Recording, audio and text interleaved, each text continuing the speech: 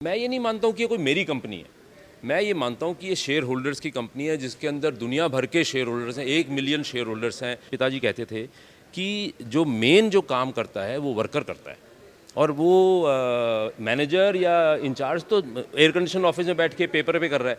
Economies globally सारी की सारी डिजिटल हो रही हैं, तो अचानक से ये जो जैसे जब शहर बने तो आपको मालूम है स्टील आएगी, आपको मालूम है कंस्ट्रक्शन होगा, सीमेंट आएगा, तो जिस तरह से वो इंफ्रास्ट्रक्चर का वेव था ना, इस टाइम पे डिजिटाइजेशन का वेव है। लेकिन स्मॉल टाउन बॉयज़ का अम्बिशन बहुत ज़्यादा होता है क्योंकि वो ये समझ के निकलता है अपने घर से कि भाई मैं घर से दूर जा रहा हूँ और मुझे बहुत तरक्की करनी है। अब आज से बोलते हैं कि 250 रुपये पेटीएम पर प्राप्त हुए, तो अब क्या है कि तुम अब वो चना बना रहे हो, कुछ बना रहा है, ऐसे कर देता है वो, ठीक है, हो गया। इकोनॉमीज ग्लोबली सारी की सारी डिजिटल हो रही हैं, तो अचानक से ये जो जैसे जब शहर बने तो आपको मालूम है स्टील आएगी, आपको मालूम है कंस्ट्रक्शन होगा, सीमेंट आएगा, तो जिस तरह से वो इंफ्रास्ट्रक्चर का वेव था ना, इस टाइम पे डिजिटाइजेशन का वेव है। तो ये 5 साल तक तो आप ये मानो कि ये सारी कंपनियां दुनिया की, चाहे वो मास्टर हो, वीज़ा हो, चाहे वो पेटीएम हो, चाहे वो स्ट्राइप हो, चाहे कुछ भी, मतलब 25-50 बिलियन डॉलर तो बहुत ईजी है। इनमें से बहुत सारी कंपनियां 100 बिलियन डॉलर कर दे क्या मतलब नोटबंदी शुरू कर दे क्या? देखिए, मैं आपको बताता हूँ कि आपने तो सर ट्रेंड्स देखे हैं, मतलब एक नहीं है, तो आपने तो मतलब दसियों ट्रेंड, हर 5 साल बाद एक ट्रेंड आता है ना, ये वो वाली चीज़। डिजिटल इंडिया हो रहा है, पर ऐसा नहीं लगता है हम लोग बहुत भाग रहे हैं? नहीं, मैं कहूँगा कि रेट ऑफ चेंज जिसे कहते हैं, मतलब एक्सीलरेशन, त्वरण जिसे बोलते हैं हिंदी में, वो बढ़ेगा और बढ़ेगा। देखिए, बात ऐसी है कि अभी 200 बिलियन डॉलर के करीब रिटेल पेमेंट साल के हो रहे हैं, ये 500 बिलियन डॉलर 2 साल में बहुत आराम से हो जाएगा, तो ये होगा और तेज़ बढ़ेगा। क्योंकि देखिए, अपना कन्वीनियंस की बात है। मैं आपको एक बात बताता हूँ सर, हम लोग हमने एक साउंड बॉक्स नाम का सिस्टम होता है जिसमें आप पे करो तो आवाज़ करता है कि 250 रुपये प्राप्त हुए। अच्छा, हाँ, और इसका कारण ये था कि कुछ लोग, जैसे आपने बताया, कुछ स्टूडेंट्स हैदराबाद के आसपास के थे जो उन्होंने सबसे पहले करा, वो क्या करते थे, फेक स्क्रीन दिखा देते कि देखो मैंने पे कर दिया 250 रुपये। तो अब उन दुकानदारों को अच्छा नहीं लगा कि यार इसको हटाओ, हमें पता नहीं चलता कि आपने तो दिखा दिया कि स्क्रीन से हो गया, अब हम तो पैसे आए नहीं, आपने बोल दिया कि सर पेमेंट नहीं करी। तो हमने उस चीज़ को सोचते हुए एक ईजाद करा कि वहाँ पे आवाज़ से बोलते हैं कि 250 रुपये पेटीएम पर प्राप्त हुए। तो अब क्या है कि तुम अब वो चना बना रहे हो, कुछ बना रहा है, ऐसे कर देता है वो, ठीक है, हो गया, ठीक है। ये जो सिस्टम जब हमने लगाया, मैं मतलब बता सकता हूँ, एक क्यूआर कोड पे इससे पहले जो सबसे अच्छा व्यक्ति था वो 40 से 50 पेमेंट महीने की ले रहा था। इसका मतलब 30 दिन में एक दो पेमेंट ले रहा था। अब वो 500 एवरेज है, एवरेज बोल रहा हूँ मैं, ज़्यादा नहीं बोल रहा, बिकॉज उसको ना समझ में आ गया, उसको रिकन्सिलेशन की एश्योरेंस हो गई, और एश्योरेंस हो गई कि पेमेंट आ गया। उसके बाद तो मतलब ये ना, अब एक कंज्यूमर और मर्चेंट के बीच की जो नेटवर्क इफेक्ट होती है ना, वो सेल्फ जैसे होता है ना, स्टार्टर था, उसके बाद तो कार अब चल रही वो वाले था। पेटीएम और कुछ नया लेकर आ रहा है सर? देखिए, अभी अगर देखें तो हमारी बैंक है और हमारा इक्विटी इन्वेस्टमेंट है, तो हम आईपीओ इन्वेस्टमेंट हमारे लिए एज ऑफ टुडे अगर मैं बोलूं तो आईपीओ इन्वेस्टमेंट्स और इन्वेस्टमेंट इन आईपीओ जो स्टॉक मार्केट है, वो हमारा लेटेस्ट वेंचर है। उसमें 6 मिलियन कस्टमर है, और हमारा मानना है कि ये एक अपने आप में बहुत अच्छी अपॉर्चुनिटी है। क्योंकि वैसे भी अगर हम देखें तो हम सब लोग बैंक में जाके पैसे रख लेते हैं, और वो एफडी हमारे लिए सबसे बड़ी लॉन्ग टर्म सेविंग होती है। लेकिन जिस तरह से रेट ऑफ इंटरेस्ट कम होता जा रहा है, तो जन को समझना पड़ेगा कि हमें बैंक के अंदर से हमें ट्रस्ट है, लेकिन इंटरेस्ट और रिटर्न और इन्फ्लेशन बीटिंग रिटर्न नहीं मिलेगा। तो वो स्टॉक मार्केट में जाना होगा, चाहे वो आप स्टॉक मार्केट में म्यूचुअल फंड के थ्रू जाएं, चाहे किसी एडवाइज़र के थ्रू जाएं। तो वो सिस्टम हमारे लिए एक फॉरवर्ड लुकिंग सिस्टम है, और उस पर हम आजकल ध्यान दे रहे हैं। ये जो नव युवक जो है जी, जो पढ़ लिख के बाहर आते हैं, जी, डिग्रियाँ लेके आते हैं, एक पुलिस की जो कांस्टेबल है, हाँ, उसके लिए 10-10 लाख अर्जी आती है 10 पोस्ट के लिए। करेक्ट। तो इसके बारे में आपके दिमाग में पूछेगी, क्योंकि आपने जो खोजी दिमाग है आपका, तो आप बताइए इसमें इसके लिए क्या कर सकते हैं? तो मैं आपको एक बात बताता हूँ, जो दिखता है वो बिकता है, जो दिखता है वो समझ आता है। मैं हरदुआगंज अलीगढ़ के पास एक गाँव टाउन है, वहाँ से पढ़ा। तो हमारे पिताजी के पास एक अच्छी अपॉर्चुनिटी थी कि उनके पास एक किताब थी, आफ्टर 10+2 वॉट। क्योंकि जब हम एक छोटे शहर में जाते हैं और गांव में जाते हैं, तो हमें ना वही समझ में आता है जो हमें दिख रहा होता है। ये कौन है? ये भैया डीएम है, बढ़िया हो जाएंगे, लाइफ बदल जाएगी अगर डीएम बन गए तो, और लाइफ बदल जाएगी अगर पुलिस में आ गए तो जो हमें दिख रहा होता है। देखिए, हम इस देश के 1 बिलियन लोगों में 100 मिलियन लोगों की जॉब की बात कर रहे हैं, तो 100 मिलियन लोग किससे इंटरेक्ट करते हैं? किसको पता कि कॉर्पोरेट लॉयर क्या होता है? किसको पता कि बैंकर और इन्वेस्टमेंट क्या होता है? क्या सजेस्ट करते हैं इन लोगों के लिए, क्या करना चाहिए? मेरा ये मानना है कि जितना ज़्यादा सरकार नहीं कर सकती। सरकार तो बिल्कुल ही मतलब एक तरीके का सरकार तो ऑपरेटर है। सरकार तो मतलब वो ये जो हमें समाज का माइंडसेट चेंज करना होता है, जिसमें ये कहना होता है कि सरकारी नौकरियां ही सब कुछ नहीं है। आप अगर खुद देखें 1970 के दशक तक हम लोग सरकारी नौकरी ना हो तो किसकी शादी नहीं होती थी, और सरकारी नौकरी लगना मतलब बड़ी चीज़ हो जाती थी। फिर बैंकों की नौकरियाँ आई, फिर PSU की नौकरियाँ आई, अब प्राइवेट सेक्टर की आई, फिर फॉरेन की जॉब आई, तो और अब स्टार्टअप की आई पिछले 5 साल में हुआ है, 5-10 साल में। उससे पहले स्टार्टअप में जॉब नहीं लेते थे लोग। तो मेरा ये मानना है कि सोशल स्ट्रक्चर हमारे देश का ज़्यादा से ज़्यादा, जब अखबार वाले, जब मीडिया वाले, जब आप लोग और नए नए ऑप्शन दिखाते हैं और पढ़ाते हैं अखबार में, तो नए बच्चों को वो समझ में आते हैं। तो एक तरीके का ये हम सब का रोल है, हम सब लोग आके बात करें, हम सब लोग आके उनके ऑप्शंस दिखाएं कि क्या क्या और ऑप्शंस हो सकते हैं। और जॉब क्रिएशन की जो बात कर रहे हैं हम यहाँ पे, एक तरह से हिडन बिहाइंड द सीन एक क्वेश्चन भी है कि क्या ये वाली जॉब एग्जिस्ट करती है, नहीं करती। तो जॉब की प्रकार चेंज हो रही है। अगर आप यहाँ पे हम ओला ऊबर की बात करते हैं, हम यहाँ पे जोमेटो की बात करते हैं और स्विगी की बात करते हैं, ये नए ज़माने की कंपनियाँ हैं। ये कुछ ना कुछ 10-15 हज़ार लोगों को तो एम्प्लॉयमेंट देती है ना, 50-60 हज़ार 1 लाख लोगों को देती है ना। ये जॉब का टाइप हमें ये समझाना कि ये अपने आप में एक जॉब है और वॉलंटरीली आप ले सकते हैं, जैसे यूएस में होता है। यूएस में लोग जब यूनिवर्सिटी में पढ़ने जाते हैं तो वो मैकडॉनल्ड्स में जॉब करने जाते हैं और वो उनको बुरा नहीं मानते हैं, वो कहते हैं कि मैं अपनी पैसे को खुद अर्न करना हूँ। इसी तरीके से जब हम एक सोशली हम अगर एक्सेप्ट करेंगे कि आपने ये वाले काम करे, चाहे आप एक रेस्टोरेंट के लिए डिलीवरी बॉय बने और आपने रेस्टोरेंट के लिए एक रिसेप्शनिस्ट का काम करा, ये करा, ये वाली चीज़ जब हम समझने लग जाएंगे तो मुझे लगता है कि देश के अंदर जॉब्स की कमी नहीं है। की प्रतिष्ठा जो है वो उन्हीं प्राइड आपने मतलब काम के लिए आपने बहुत ही सही शब्द यूज़ करा, काम की प्रतिष्ठा बढ़नी चाहिए। जिस तरह से आपने काम की प्रतिष्ठा बढ़ाई वो काम मेन स्ट्रीम है। मैंने मेरे काम की शुरुआत अखबार बेचने से की। मेरे फादर बोले आप अखबार बेचने जाइए। उसका तो मैंने रिपोर्टर बना, फिर मैं क्राइम रिपोर्टर बना, टाइम्स में काम किया, फिर इंडियन अपना ब्लिट्स में काम किया करंजिया साहब के साथ में। तो ये जब तक आप फ्लोर पे काम नहीं करेंगे, मुझे उन्होंने 1 महीने तक कहा कि फ्लोर साफ करते रहिए। मुझे समझ में नहीं आता कि सब देख रहे हैं कि मैं फ्लोर साफ कर रहा हूँ, और अब आज मुझे समझ में आ रहा है कि उन्होंने फ्लोर साफ न करने मुझे क्यों कहा था। सज्जन जी, आपसे एक सवाल ऐसा है कि आप इस देश के युवा जाने माने उद्योगपति है, और उद्योग के आपके विजयनगरम जो है, उस विजयनगरम के माध्यम से आपने एक बहुत बड़ा इस देश को एक सपना दिखाया है कि एक व्यक्ति इंजीनियरिंग कॉलेज से निकलने के बाद में क्या क्रिएट कर सकता है। क्योंकि बेसिक बात है कि स्टील, सीमेंट, ये निर्माण के अंदर सबसे महत्वपूर्ण है, और उसमें अपने हाथ उस काम में आपने हाथ डाला। तो ज़रा हमें उसको बताइए ना, आपने कैसा उसका, और आपका क्या विजन है आगे। उसके साथ साथ में मैं दूसरा भी सवाल करता हूँ कि आपने सामाजिक कामों में, जैसा आपने उद्योग में काम किया वैसे सामाजिक काम में बहुत बड़ा आपने योगदान दिया है, चाहे वो स्पोर्ट्स होगा, चाहे वो धार्मिक स्थल होंगे, चाहे श्रद्धाओं के स्थल होंगे। हाल ही मैंने सुना कि आप कश्मीर के अंदर एक बहुत बड़ा हॉस्पिटल बनाने जा रहे हो, वो भी कैंसर का। मैंने ये भी सुना कि भाई बद्रीनाथ, केदारनाथ के आपने वहाँ की जो व्यवस्था थी, उस व्यवस्था में अमूलाग्र बदल किया। और जब मैं प्रधानमंत्री से मिला था तो उन्होंने विशेष रूप से आपका जिक्र किया। अभी गृह मंत्री से मिला था, उन्होंने भी आपका विशेष रूप से जिक्र किया।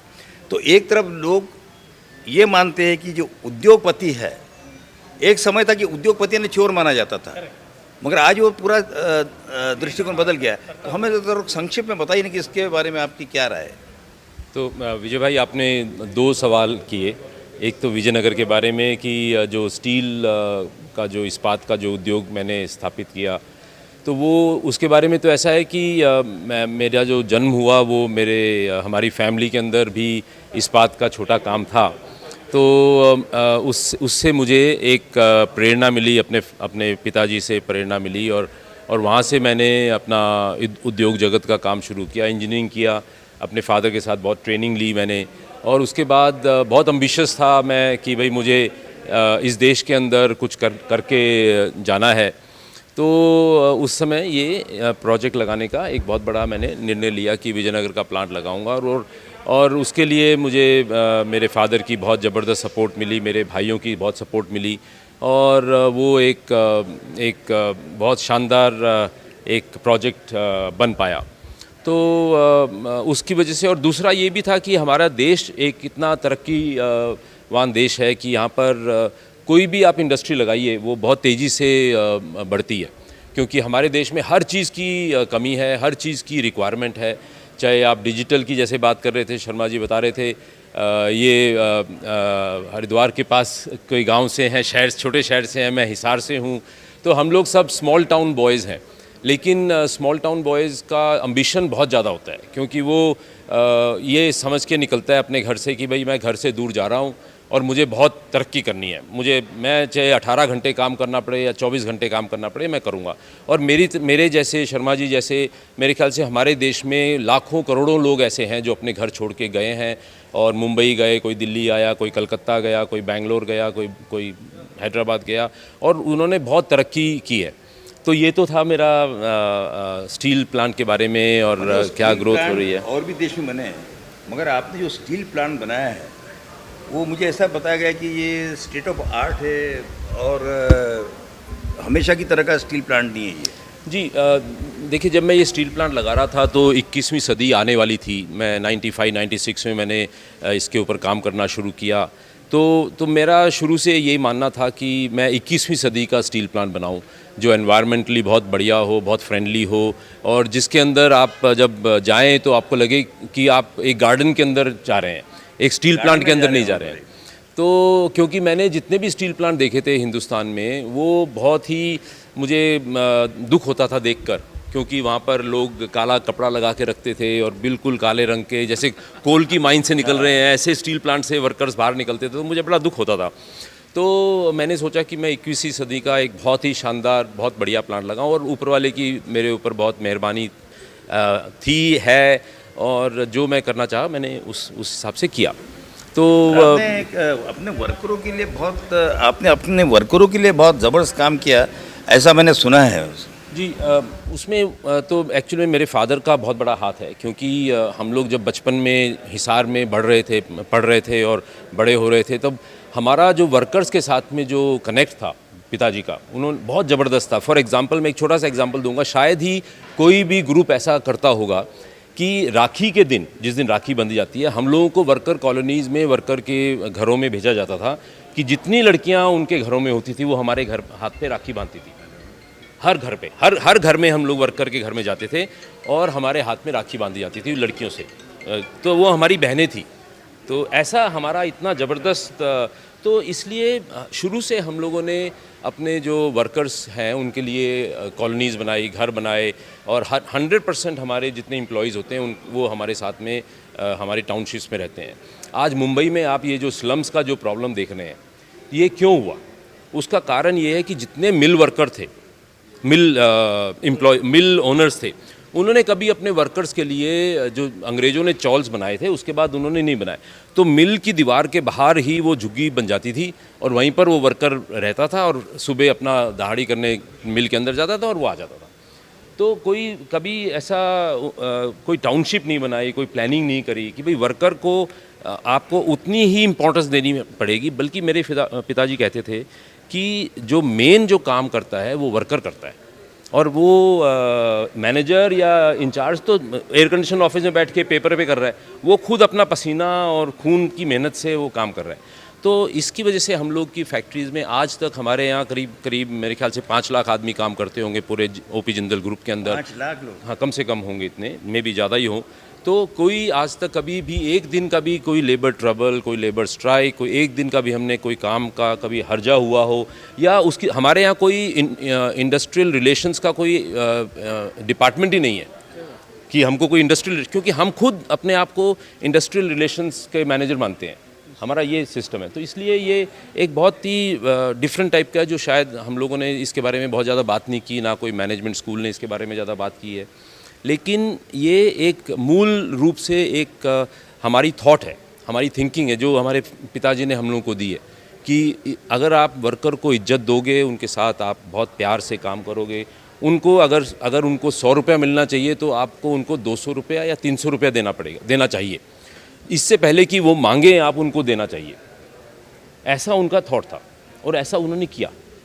तो उसकी वजह से आज हम सज्जन भाई, आपने करीब 5 लाख लोगों को, मतलब करीब 20 लाख लोगों की रोजी रोटी का आपने निर्वाह किया है।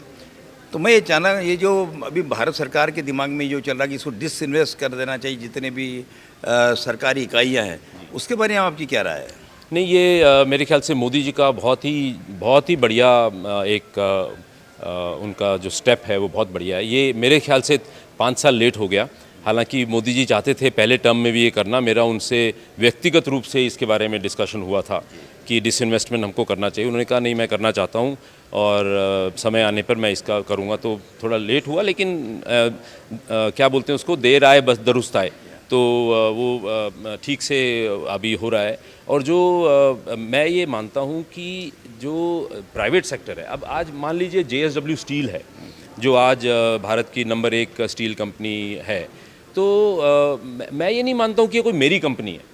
मैं ये मानता हूँ कि ये शेयर होल्डर्स की कंपनी है जिसके अंदर दुनिया भर के शेयर होल्डर्स हैं, 1 मिलियन शेयर होल्डर्स हैं, उसके अंदर 1 लाख फैमिलीज़ काम कर रही हैं या बेनिफिट हो रही है। तो ये कोई पब्लिक सेक्टर और प्राइवेट सेक्टर का इशू नहीं है। For the country, correct. तो ये generate asset for the country. Country का अगर स्टील का देखा जाएगा यूज, तो देखा जाएगा कि जिंदल का जो कंट्रीब्यूशन है वो उसी साइज पे है जैसे कि अगर भारत सरकार की कोई सबसे बड़ी कंपनी कर रही होती। तो और इसमें ये है कि अगर मान लीजिए उसमें JSW स्टील में जो कमाई होती है, तो वो कमाई कोई मैं अपनी पॉकेट में कोई मेरे कोई ज़रूरत नहीं है, वो शेयर होल्डर में जाती है या फिर वो वापस एक्सपेंशन में जाती है। जो हमको अपने देश को तरक्की करना है, आज चाइना में 1000 मिलियन टन स्टील बनता है, 1 बिलियन टन, और हमारे देश में 100 मिलियन बनता है। क्यों ऐसा है? क्योंकि जो हमारे इन्वेस्ट नहीं हुआ, ठीक से इन्वेस्ट नहीं हुआ या प्रॉफिट नहीं हुआ, तो ग्रोथ नहीं हुई। आप लेबर लॉस के बारे में जो है, क्योंकि आपको इंटरनेशनली अगर कॉम्पीट करना है तो उस लेबर लॉस के बारे में आपकी क्या राय है? देखिए, लेबर लॉज बहुत ही सेंसिटिव सब्जेक्ट है, बहुत ही डिफ़िकल्ट सब्जेक्ट है, और मैं चाहता हूँ अगर ये डिफिकल्ट और सेंसिटिव है तो फिर आपके यहाँ क्यों नहीं है? तो मैंने वो बताया। नहीं, तो इसीलिए मैं कह रहा हूँ कि ये जो लेबर लॉज है, इस लेबर लॉज को चेंज करने की आप आवश्यकता मानते हैं क्या? तो अगर मैं कुछ कहूँगा तो मेरे इंडस्ट्री जो दोस्त हैं वो मेरे थोड़े अगेंस्ट हो जाएंगे, लेकिन मैं नहीं मानता कि हमको कोई बहुत ज़्यादा चेंज करने की आवश्यकता है। क्योंकि अगर हम अपने मन से, तन से, हम प्यार से अपने लेबर के साथ बिहेव करेंगे तो कोई तकलीफ़ नहीं है। हो सकता है मतलब 100 में 1-2% लोग प्रॉब्लम होती है, तो उसको टैकल करना चाहिए, उसको हमको हैंडल करना ही पड़ेगा। तो मेरे ख्याल से हमको कोई ऐसा नहीं है कि हम American system hire and fire वाली पॉलिसी ले आएँ कि जिसको लाना है ले आइए, जिसको निकालना है निकाल दो। वो हमारे देश में नहीं चल सकता, क्योंकि हम लोग 140 करोड़ की आबादी है हमारे देश में, तो हमको नौकरी देनी है लोगों को। तो ये हम higher and fire. Gadkari ji आके गए भी, आज कैबिनेट होने से उनका पूरा प्रोग्राम चेंज हुआ, तो बात करते करते फिर आज उन्होंने कहा कि स्टील के दाम बढ़ने से और लगातार स्टील के दाम बढ़ने से घर, प्रधानमंत्री की जो आवास योजना है उस पर इम्पैक्ट आ रहा है। उन्होंने कहा कि रास्ते और इस सब चीज़ के ऊपर इम्पैक्ट आ रहा है, और हमारे पूरे देश का जो काम है वो अलग ढंग पे जा रहा है। इवन माइक्रो, मिनी माइक्रो जो उद्योग है वो अपनी फुलफिल कमिटमेंट नहीं कर पा रहे हैं। तो उसके बारे में आपकी क्या राय है?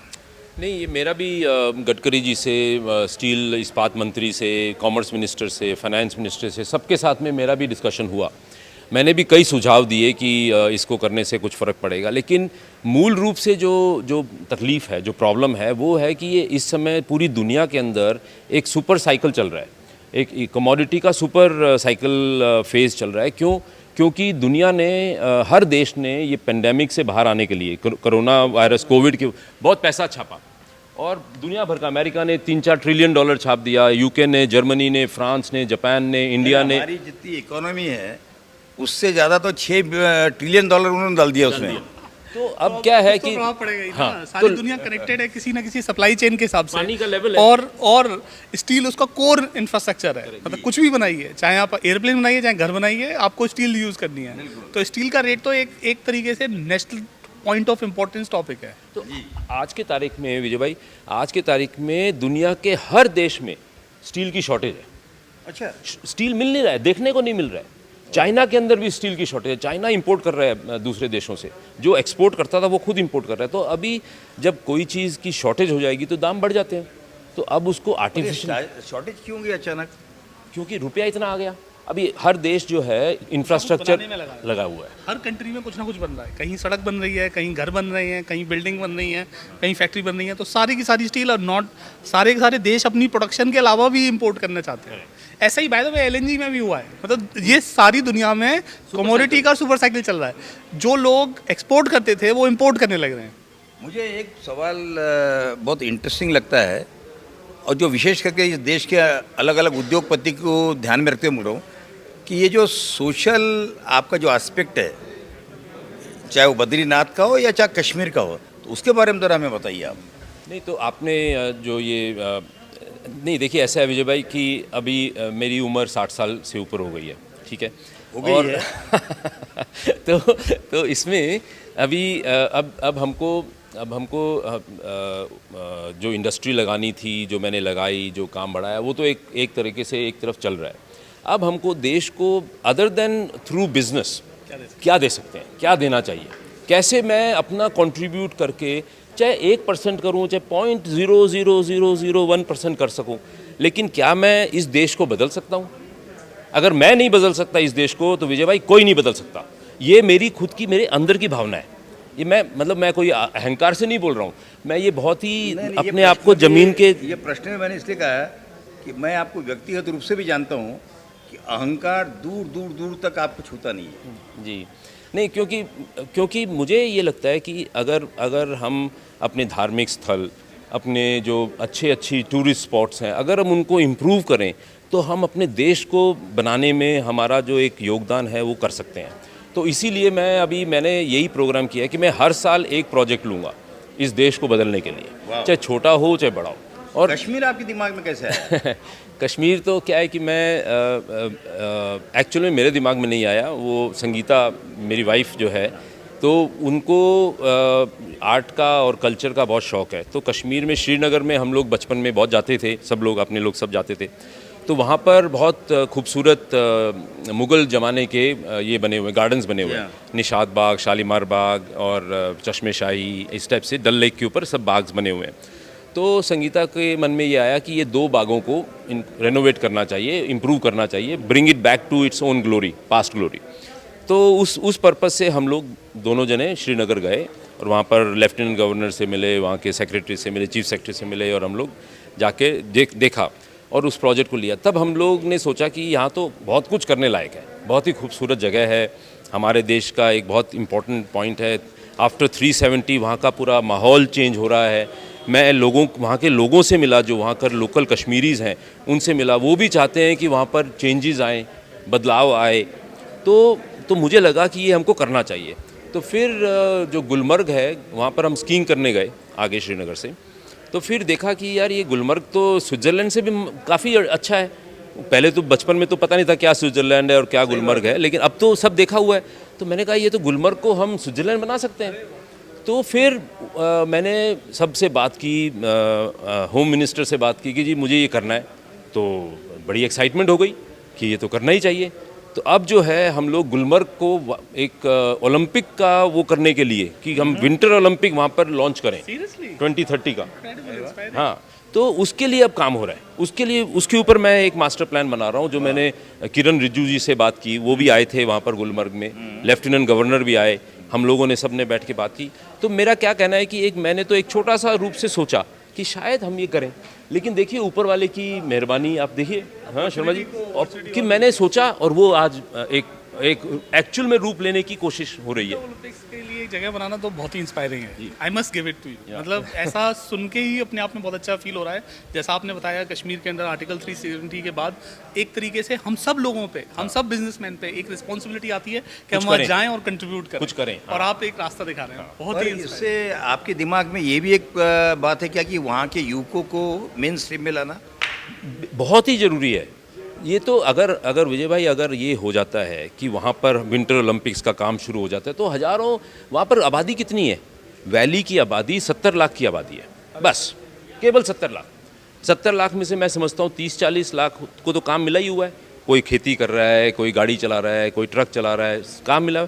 बात केवल हम 10-20 लाख आदमियों की, युवाओं की बात कर रहे हैं, युवकों की बात कर रहे हैं। अगर उनको काम मिल जाता है तो काम, प्रॉब्लम ही सॉर्टेड आउट है। तो इसलिए मेरे और मैं जानता नहीं हूँ, प्रधानमंत्री जी का तो बहुत बड़ा विज़न है, उन्होंने तो ऑलरेडी ये प्लान किया ही हुआ है कि हमको कश्मीर को चेंज ही करना है, पूरा बदलाव लाना है कश्मीर के अंदर। तो वो इस तरह के हम स्टेप्स लेंगे शर्मा जी। मेरा तो ये मानना है कि प्रधानमंत्री जी हमारे टूरिज्म के बहुत बड़े फ़ैन हैं, और आप स्पोर्ट्स के फ़ैन हैं। तो आप जब स्पोर्ट्स की एक ओकेजन बना देंगे तो टूरिज्म को भी बढ़ावा मिलेगा, और जब हम सब देशवासी वहाँ जाएंगे तो कश्मीर फिर से पूरा आबाद हो बागबान और आबाद हो जाएगा। वो शब्द जो है बिल्कुल। सुनने ही बहुत इंस्पायरिंग। सो बहुत बहुत धन्यवाद शर्मा साहब आपका, जिंदल साहब आपका। आप लोकमत के महाराष्ट्रियन ऑफ द इस अवार्ड, इस महाराष्ट्र राज्य का सबसे गौरवशाली और लोगों का जो पुरुषार्थ है उसको जगाने वाला ये अवार्ड है। उसमें आप शामिल हो, और सिर्फ शामिल ही नहीं हुए तो हमारी रोबर्स जूरी ने आप दोनों को सिलेक्ट किया है। मैं आपको बताना चाहूँगा कि हमारी जो जूरी है इसके अंदर अन्ना हजारे जी जैसे लोग हैं, मेघा पाटकर जी जैसे व्यक्ति है, तो सुशील कुमार शिंदे जी जैसे चेयरमैन भी उसमें है।